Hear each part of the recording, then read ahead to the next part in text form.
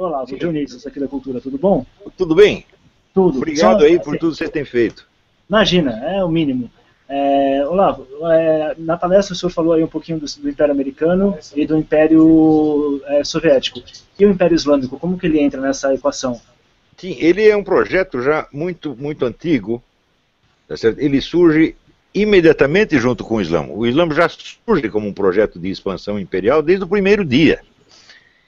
E não é inexato dizer que ele se inspirou no exemplo de outros impérios anteriores. Então, você vê que esta tendência à formação de império, ela é mundial, ela não é só ocidental. Quer dizer, a minha análise neste livro, ela se limitou à evolução da ideia de império no Ocidente. Mas não foi só aqui, a gente poderia escrever uma coisa idêntica sobre o mundo islâmico. Ou sobre os impérios africanos, por exemplo. Na África houve impérios imensos que ocuparam ali metade do continente, dominavam os outros, escravizavam os outros. É uma história que sobraram poucos documentos e que hoje que está sendo escavada, graças sobretudo a este maravilhoso historiador Bernard Lugan. A mesma coisa se observa ali na China, no Japão. Então, eu acho que histórias similares da ideia de império tinham que ser feitas para outras regiões do mundo também. Eu não tendo material, não tendo documentação suficiente, eu limitei o meu projeto à história do império no Ocidente. Mas a questão do Império Islâmico, você vê que a expansão islâmica foi a mais rápida da história. Quer dizer, no curso de 70 anos, eles tinham ocupado uma região imensa. Quer dizer, era um grupo de meia dúzia de malucos, entendeu? Que no começo são expulsos até da sua própria cidade, não tem lugar nem dentro dela, e que depois volta com uma força avassaladora e vai de conquista em conquista, inspirado pelo mandamento corânico de dominar, de subjugar tudo ao Império Islâmico. Mas o Império Islâmico não é uma invenção de agora, o Império Islâmico é um mandamento corânico. Quer dizer, expandir o Islã por todos os meios possíveis e imagináveis é obrigação estrita do muçulmano. Se ele vai fazer isso por meios pacíficos ou por meios violentos, isso é para uma questão que pode ser discutida em cada caso concreto. Mas a expansão é obrigatória. Note bem que a expansão do cristianismo também é obrigatória, porque Cristo diz aos apóstolos, ide e fazei prosélitos por toda parte. Mas não é uma proposta estatal. Ele não diz, nós vamos criar um governo. Não. Existe uma diferença fundamental entre o Evangelho e o Islã, no sentido de que o Islã é um Estado desde o início. É uma proposta de Estado. Se você vê toda a legislação dos países islâmicos, ela já está contida no Corão, está ali explicada as normas do comércio, do casamento, da moradia, etc, ocupação desse território, tudo. Você tem um código civil completo, tá certo? E no cristianismo você não tem nada disso, você tem apenas a mensagem de salvação das almas individuais, pouco importando qual o estado no qual você está vivendo. Você vê que durante os primeiros 300 anos da vida do cristianismo, os cristãos sobreviveram num meio que não era o deles. Eles não tinham um território deles. Eles estavam vivendo no meio dos cristãos, no meio do pessoal que continuava cultuando a religião antiga.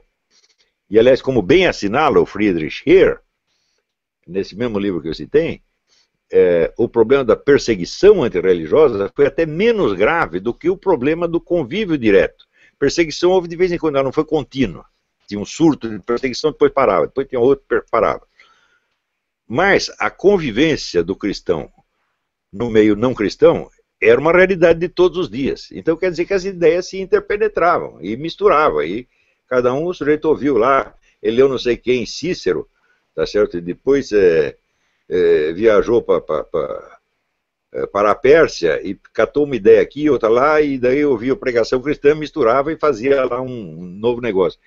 Então isso quer dizer, o surgimento do fenômeno das heresias também acompanha o cristianismo desde o primeiro dia.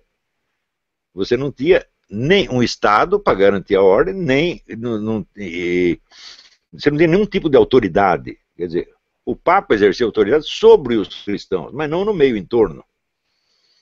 Então esta contaminação das ideias provocou um florescimento de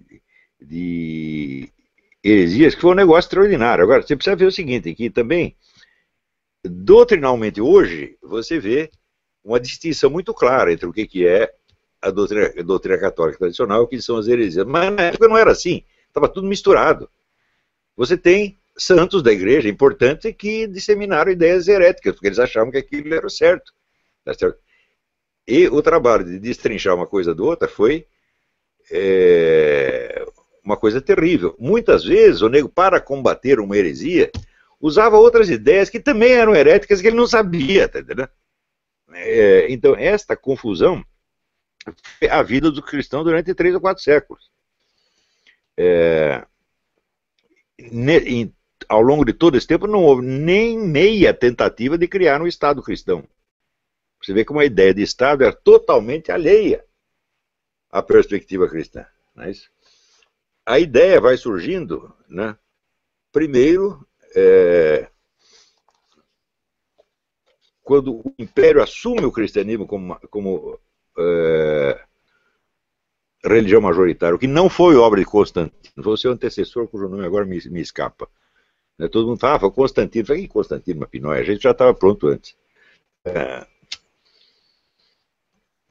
Então, de repente, ele pega lá os bispos e tal, começa a nomear ministro e tal, e dá um estado para o nego governar e tal, e ninguém tinha experiência nenhuma disso, né? E depois surge uma experiência quando das invasões bárbaras chegam mais profundamente no Ocidente. Então, você tem a organização da resistência contra os bárbaros, e isso é impossível se alguma administração. Então, os padres vão assumindo gradativamente várias funções de administração. Até a função do registro civil. Você vê que em certas regiões atrasadas do Brasil, as pessoas, eu sei disso porque eu participei do recenseamento escolar em, sei lá, quando foi, eu tinha uns 19 anos, né? E a gente entrava no matagal, andava dias e dias, achava lá a cabaninha, e o único documento que os caras tinham, eles chamavam de batistério. A certidão de nascimento era o único documento que tinha. Então você via lá e fala, puxa vida, eu estou aqui, né, na Europa do século 6, 7, né, onde não tinha registro civil, o único documento era o batismo. Então, graças a esses dois fenômenos, vamos dizer, da absorção da religião pelo Estado romano, e depois a necessidade de organizar o território para resistir às invasões, isso aí foi aos poucos desenvolvendo a ideia de um Estado cristão. Ideia que, presta atenção, ela não é inerente à doutrina cristã. Ela é, como dizer, uma possibilidade que está dentro dela. É isso? Mas, quando você vê, por exemplo, quando surge no século XX, na Itália e na Alemanha, um partido chamado Democracia Cristã. O que é a democracia cristã? É um partido cristão que concorre às eleições e pode governar o país sem implantar o cristianismo como religião oficial. É uma concepção completamente diferente do que tinha no Império. Isso para vocês verem que não existe nenhuma política, nenhum modelo de Estado que seja inerente ao cristianismo. Não tem nenhum. Às vezes ele defende um, às vezes defende outro. Agora, no Islã não. No Islã você já tem a proposta de um Estado. Você só não tem... Veja, isso foi a tragédia do Islã. Só não estava definida a linhagem de sucessão. Quem vai governar esta porcaria? Então, justamente no dia seguinte à morte do profeta, Maomé, surge a disputa entre duas facções desde dentro da família dele. E essas duas facções existem até hoje, que são os xiitas e sunitas. Mas no resto, o Código Civil também teria pronto. Então você tem a ordem social. Agora, procura um Código Civil no Evangelho, você não tem uma palavra de nada. Então tudo foi sendo inventado aos trancos e barrancos. Então essa é uma diferença fundamental entre os impérios ocidentais, que muitos se inspiram na cristandade e tentam traduzi-la de algum modo. Tanto o Império de Carlos Magno se apresenta como um império cristão, quanto, vamos dizer, as expansões imperiais dos Estados-nações a partir do século XVI também se apresentam como porta-voz do cristianismo, mas é o cristianismo tal como eles o entendem. Não é uma coisa que seja deduzida logicamente da doutrina da igreja, que seja uma aplicação literal da doutrina da igreja. São adaptações. E o número de adaptações é tão variado, tão grande, que cria conflito entre um e outro o tempo todo. Então, essa é uma diferença fundamental entre o Império Islâmico, que tem uma continuidade desde o primeiro dia até hoje, pelo menos uma continuidade ideológica tem até hoje, e a dos impérios ocidentais, que foram sempre improvisos, de algum modo. Tanto que nenhuma ideia imperial conseguiu jamais se consolidar no Ocidente. Você não tem um império, você tem impérios que sobem e caem, sobem e caem, sobem e caem. Ao passo que, se você falar de Império Islâmico, ele também tem várias versões, mas elas são todas baseadas na mesma doutrina literal. Não são interpretações mirabolantes que as pessoas estão fazendo. Você pega o mesmo Corão e diz, ele tentou lá, deu errado, agora vamos pegar o mesmo modelito e vamos fazer aqui de novo. Quanto, vamos dizer, ao Império Soviético, você vê que a ideia do Estado mundial, ela está profundamente imbricada já na doutrina do Karl Marx. Karl Marx acreditava que as diferenças de interesses nacionais só existem por causa das respectivas burguesias que concorrem por mercados. Essa é uma ideia de jirico total, uma ideia de jirico, mas ele acreditava nisso. Então isso quer dizer que toda a perspectiva de Estado nacional, de expansão nacional, para ele era uma expressão do interesse burguês. Não é isso? E que quando viessem os proletários iam demolir, junto com o respectivo poder burguês, iam demolir os Estados-nações e criar um Estado mundial. Então, quer dizer, o projeto de Estado, a ideia do Estado mundial já está no Karl Marx. Na União Soviética, projetos explícitos de Estado mundial já aparecem no tempo de Lenin. Existe um autor americano, chamado J. Goodman, que escreveu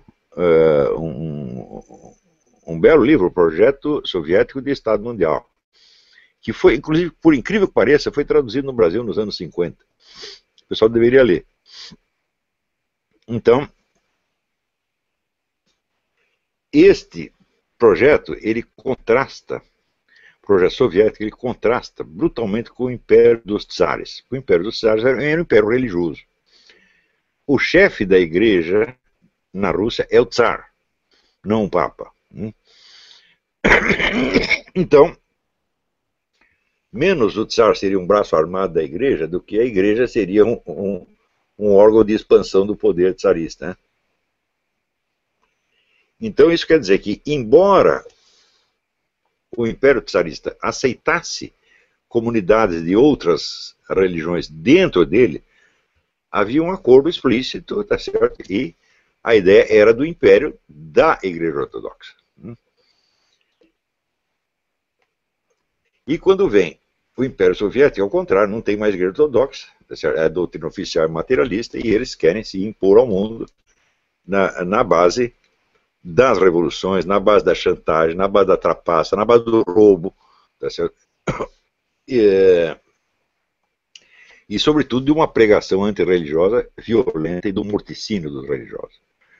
Quando isto vem abaixo, aparece então na cabeça desse senhor Dugin, Alexandre Dugin, uma ideia maravilhosa. Por que não fundir as duas coisas? Porque o que queria o Tsar? A expansão do Império Russo. E o que queria o Stalin? A mesma coisa. Então, só há uma diferença da religião. Então, nós podemos misturar as duas coisas. Tá certo? E é o que estão fazendo agora. Tá certo? Mas, o Dugin teve ainda uma segunda esperteza.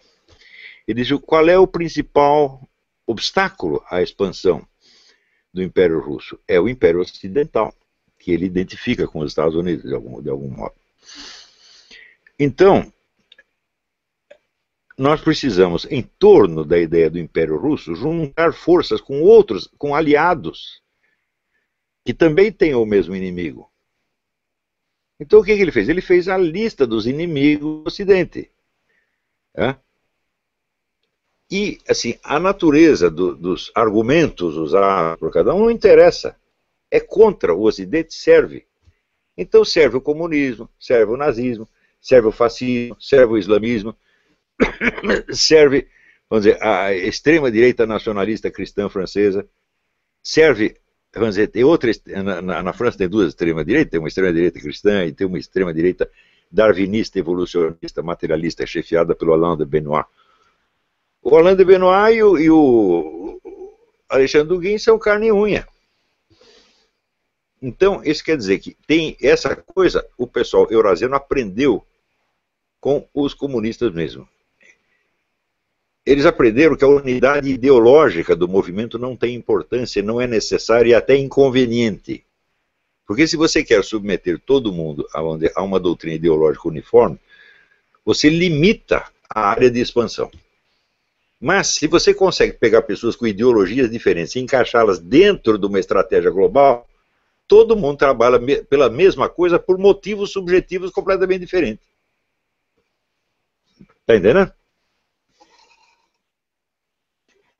Então, isso aí assim, funciona como antissemitismo. Se você odeia os judeus, pouco importa o motivo pelo qual você os odeia. Né? Os